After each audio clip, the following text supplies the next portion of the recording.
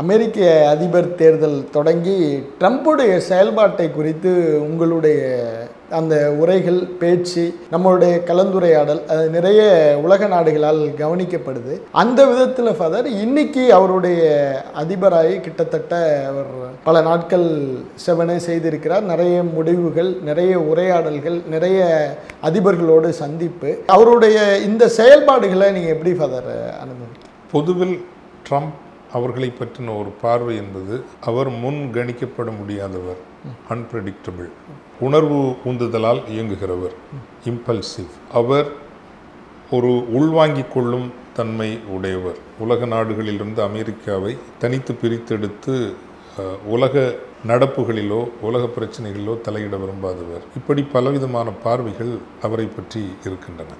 தனி மனிதனாக அவருக்கு இது போன்ற தன்மைகள் இருந்தாலும் கூட ஓரிரு அடிப்படைகளை நாம் மறந்துவிடக்கூடாது. ட்ரம்ப் என்கின்றவர் ஒரு தனி மனிதர் அல்ல. இது மிக முக்கியமானது. அது அமெரிக்க வாக்காளர்கள், அமெரிக்க அறிவு சமூகம், அமெரிக்காவில் நீண்டு நிலை பெற்ற வெள்ளை சமூகம், இந்த சமூகங்களினுடைய எண்ண ஓட்டங்களினுடைய ஒரு வெளிப்பாடு என்பதை நாம் கவனிக்க தவறிவிடக்கூடாது.